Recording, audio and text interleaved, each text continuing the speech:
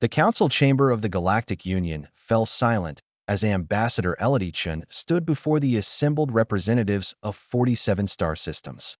Her dark eyes swept across the amphitheater, taking in the countless alien faces, some with multiple eyes, others with none at all united in their judgment of humanity. The vote is concluded, announced Praetor Vex Thor, his crystalline form refracting the chamber's pale light into 1,000 scattered rainbows. By unanimous decision, humanity is hereby exiled from the Galactic Union. Earth's coordinates will be stricken from all navigation charts. All trade agreements are terminated. All diplomatic channels are closed.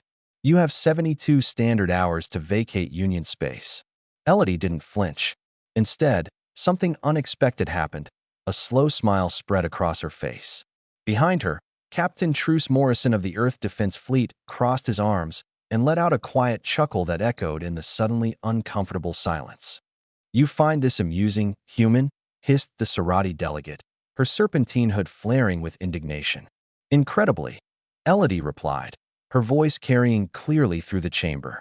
"You've just made the biggest mistake in galactic history, and you're all too arrogant to see it." Praetor Vex Thor's form dimmed slightly. "Your species has been found guilty of 23 violations of Union law. Your tendency toward violence, your refusal to abandon individual planetary sovereignty, your reckless experimentation with prohibited technologies, our innovation." Truce interrupted, stepping forward. His military uniform was pristine, medals from conflicts the Union had never acknowledged glinting under the lights. "You mean our innovation? Let's be honest about what this is really about."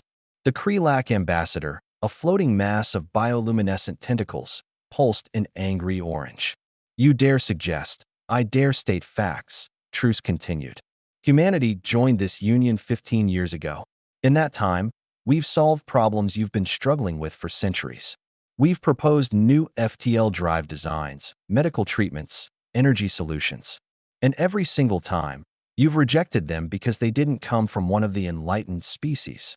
Elodie picked up the thread seamlessly. "You exiled the Kryn 40 years ago for similar violations. Where are they now?"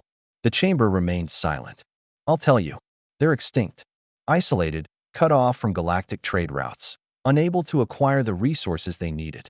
You sentenced them to death." Elodie's smile vanished, replaced by cold steel. "But here's the difference. We're not the Kryn. We don't need you." "Impossible," Vexthor said, though his voice carried less certainty. "No species can survive outside the Union. The economic networks, the protection from the Void Reavers, the shared technology, the protection we've been providing," Truce cut in. He pulled out a data slate and tossed it onto the central platform. "Last year's Void Reaver incursion at the Tertian Belt? That was us. The colony evacuation at Nexus Prime when the star went critical? Us. The cure for the Crimson Plague that was ravaging your outer worlds? Also us." The data slate projected holographic images that filled the chamber, battle footage, rescue operations, medical breakthroughs, all carried out by human vessels and personnel. "You take our contributions," Elodie said softly, "slap Union labels on them, and claim collective achievement. Then you condemn us for the very traits that make us capable of those achievements." The amphitheater erupted in protest. Delegates shouted in a dozen different languages, their translation devices creating a cacophony of indignation. Elodie waited for the chaos to subside, then spoke again. "You want to exile Earth? Consider it done. But let me tell you what's going to happen." She began counting on her fingers. "First, every human scientist, engineer, and soldier currently serving in Union space will return to Earth. That includes the 12,000 personnel maintaining your defense grid, the 3,000 medical staff in your hospitals, and the 800 researchers in your laboratories." Truce added, "The 43 vessels of the Human Defense Fleet currently patrolling your borders will return home. We'll see how long your unanimous decision lasts when the Void Reavers learn that your primary rapid response force is gone." Second, Elodie continued, "We're taking our technology with us. Every human innovation, every design schematic, every medical formula, gone. You'll revert to technology that's centuries behind what you've grown accustomed to." The Serati delegate rose. "You cannot, can and will," Elodie said flatly. "You're exiling us. We owe you nothing. But here's the truly beautiful part, the part that's going to haunt you all." She leaned forward, her eyes blazing. Humanity thrives on adversity. You think isolation will destroy us? We were isolated for our entire history until 15 years ago. We fought our way to the stars alone. We built our civilization through struggle, conflict, and an absolute refusal to give up. Truce's voice was almost gentle as he delivered the final blow. You've given us the greatest gift imaginable, freedom from your bureaucracy, your regulations, your endless committees that strangle progress. You've cut us loose to do what we do best: innovate, explore, and conquer challenges that would make your species weep. Give us 50 years, Elodie said, her smile returning. 50 years of unfettered development, of pushing boundaries you're too afraid to approach. And when you come crawling back, and you will, we'll remember this day. We'll remember that you cast us out for being too human. She turned to leave, Truce falling into step beside her.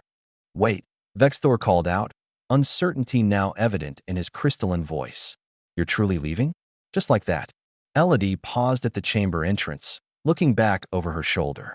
You voted unanimously to exile us. We're simply respecting your decision.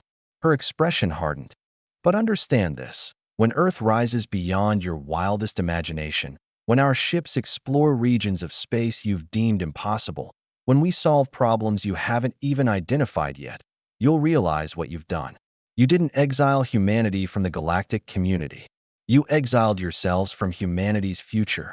Truce finished. They walked out together, leaving behind a chamber full of delegates who were just beginning to understand what they had truly voted for.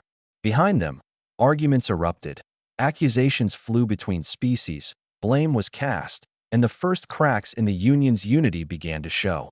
Aboard the human transport that would take them home, Elodie looked at Truce. Think they'll figure it out before it's too late? Truce gazed out at the stars, infinite, waiting, full of possibility. Doesn't matter. We've got work to do. Elodie nodded, already thinking of the future they would build. A future unbound by fear, unlimited by others' small visions. A future that would prove, once and for all, what humanity had always known. They didn't need permission to be extraordinary. They never had.